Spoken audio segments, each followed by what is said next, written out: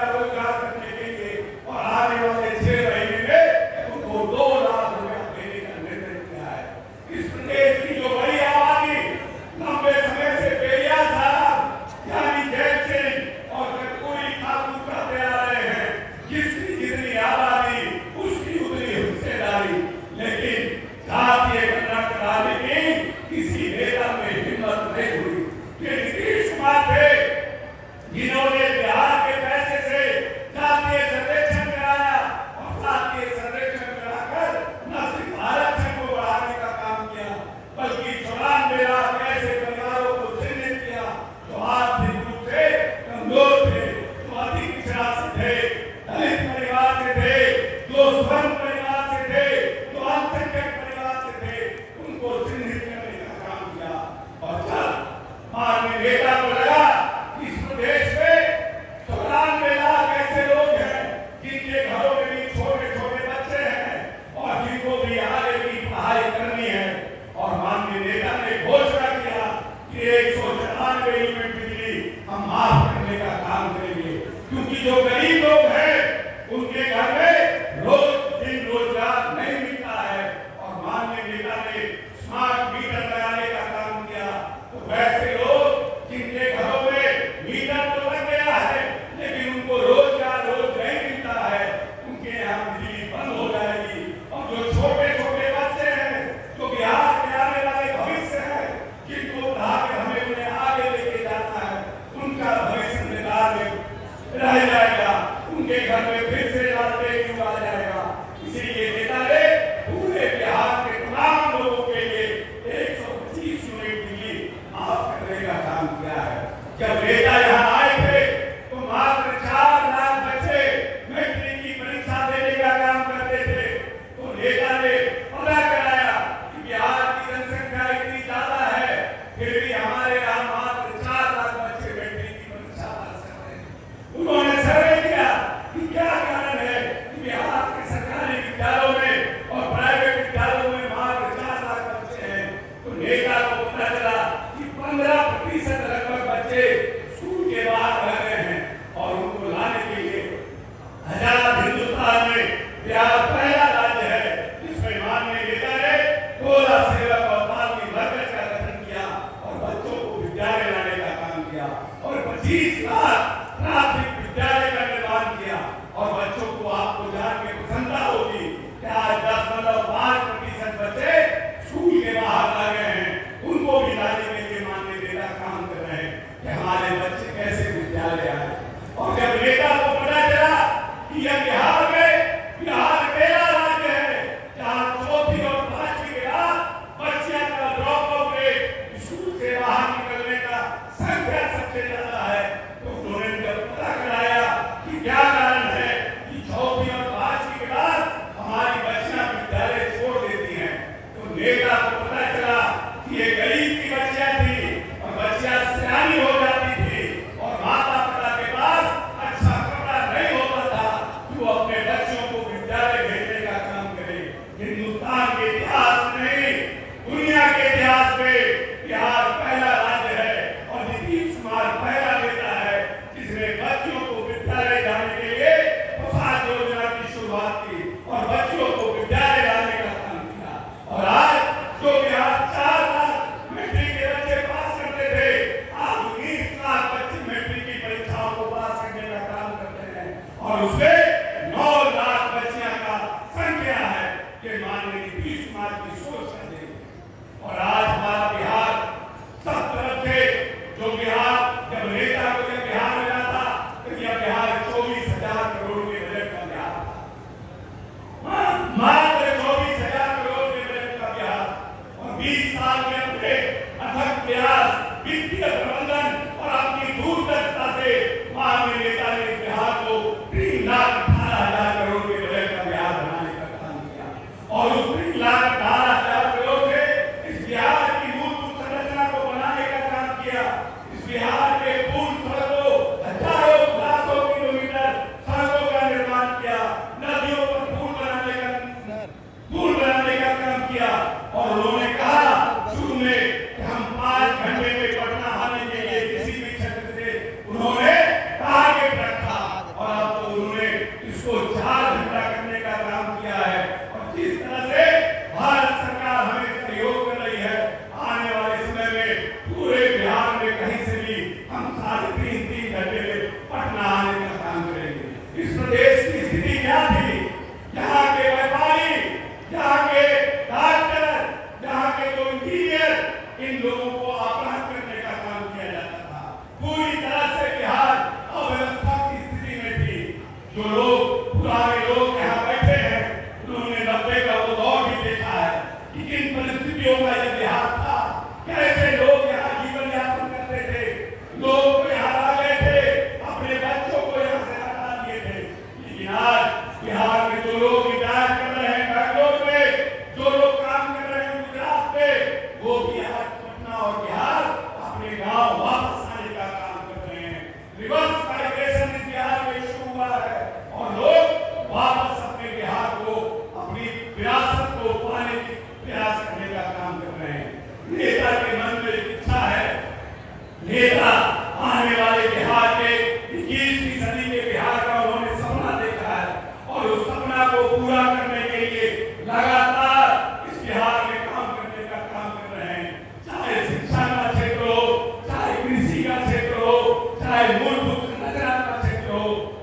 उद्योग विकसित हो। हर क्षेत्र में नेता लगातार इस बिहार को आगे बढ़ाने का काम कर रहे हैं। जब नेता को यह बिहार मिला तो विकास दर 2.5 था और आज पूरे हिंदुस्तान में सबसे तेज गति के विकास दर से बिहार आगे बढ़ने का काम कर रहा है और इसका विकास दर 10.7% है। जब नेता को यह बिहार मिला था तो बिहार का प्रति व्यक्ति आय मात्र 7,000 रुपया हुआ करता था और आज बिहार में प्रति व्यक्ति आय 66,000 रुपया है और नेता की सोच है कि हमें इसे 1 लाख प्रति व्यक्ति आय करने का काम करना है। इसके लिए हमारे माननीय सांसद बता रहे थे किस तरह से उद्योग को बढ़ाने के लिए माननीय नेता ने हर एक जिलों में भूमि को अधिग्रहण करने का काम शुरू किया है। अभी लगभग 3 लाख करोड़ के आसपास का हमारा उद्योग विभाग का MOU साइन हुआ है और इसके लिए इस धरती नवादा की धरती से भाई सत्यवान सिंह को हम कोटि धन्यवाद देते हैं। उन्होंने जिस उद्योग को गति देने का प्रयास किया था, आज वो बिहार का उद्योग विभाग एक बड़े ताकत के रूप में उभरने का काम कर रहा है और भारत बिहार सरकार ने एक नई औद्योगिक नीति लाने का काम किया है। जो लोग प्रेरित होंगे देखेंगे कि किस तरह से नेता ने रोजगार सृजित करने वाले जो उद्योग आएंगे उनको मुफ्त में बिजली, मुफ्त में भूमि देने का निर्णय किया है। इसीलिए जो हमारे आने वाली पीढ़ी को पढ़ाना चाहता है, जो लोग हमारे आने वाली संतति को बनाना चाहते हैं, एक हमारे नेता पहले थे जिनका राजपाट 15 साल तक था और उन्होंने इस बिहार में सरकार विद्यालय बनाने का काम किया था कि जो गरीब के बच्चे हैं, जो अति पिछड़े के बच्चे हैं, जो अनुसूचित जाति जनजाति के बच्चे हैं, जो अल्पसंख्यक समाज के बच्चे हैं, जिनके माता पिता के पास इतनी ताकत नहीं है कि वो अपने बच्चों को विद्यालय भेजने का काम करे, उनके लिए इस प्रदेश में सरकार विद्यालय बनाने का काम किया था कि भैंस पर बैठ करके कृषि फार्म में जाओ और पढ़ाई करने का काम करो। ऐसा युवा योजना पूरे दुनिया में बिहार में पहली बार आया था और एक मेरा नेता है जो इस प्रदेश में IIT, PIT, NIT और इस प्रदेश में चंद्रगुप्त मैनेजमेंट संस्थान, हार्वर्ड नॉलेज विश्वविद्यालय, प्रत्येक जिलों में engineering college, medical college, ITI और पॉलिटेक्निक जैसे संस्थानों का निर्माण करने का काम किया है। जो हमारी आने वाली पीढ़ी को पढ़ाना चाहता है, जो हमारी आने वाली पीढ़ी को चाहता है कि हम ऐसे अपनी पुरानी समृद्धशाली विरासत को, अपने समृद्धशाली इतिहास को पाने का काम करें। याद करिए कि वही बिहार है जहाँ पर पाकिस्तान से लेकर के बांग्लादेश तक इसी बिहार की राजधानी से इस हिंदुस्तान पर राज करने का काम मोहनलाल वंश ने करने का काम किया था और इस हिंदुस्तान को सोने की चिड़िया बनाने का काम किया था और सम्राट अशोक ने अखंड भारत का सपना देखा था। ये वही बिहार की धरती है। अगर हम सब आपस में इस पिछड़ा की लड़ाई, हिंदू मुस्लिम की लड़ाई से आगे बढ़ेंगे, बिहार को फिर से अपने समृद्धशाली इतिहास को पाने के लिए मिलकर लड़ाई करेंगे तो निश्चित रूप से हमारा बिहार उस अपने वैभवशाली इतिहास को पाने का काम करेगा और हमारे नेता उसी पर काम करके इस बिहार के वैभवशाली इतिहास को पाने का काम करने का प्रयास कर रहे हैं। इसीलिए जब जब कोई राजनीतिक दल आपके बीच आए तो आप पूछिएगा कि विकास को हम मुद्दा बनाए कि हम काज को मुद्दा बनाए। हम अगर हमारे परिवार में कोई बीमार पड़ता है, हम जाते हैं डॉक्टर के पास, डॉक्टर कहता है कि ये ब्लड ग्रुप आप लाइए, तो हम ये नहीं देखते हैं उस ब्लड ग्रुप के समय, खून लेने के समय कि ये हिंदू का है, मुस्लिम का है, ब्राह्मण का है कि महादलित का है। फट से खून लेकर के अपने भाई, भतीजा, मामा, काका को बताने का काम करते हैं। उस समय नहीं देखते हैं कि किसका खून है, लेकिन जब वोट लेने जाते हैं तो पूछते हैं कि मेरा जात का उम्मीदवार कौन है। अगर जात के बेड़ा में लगिएगा तो यह बिहार अपने समृद्धशाली विरासत को कभी नहीं पा सकता है, कभी नहीं पा सकता है। और हमारे नेता ने कहा है हम न्याय के साथ विकास करेंगे। हमारा पूरा बिहार मेरा परिवार है और जिन जिन योजनाओं की शुरुआत की, चाहे हर घर बिजली,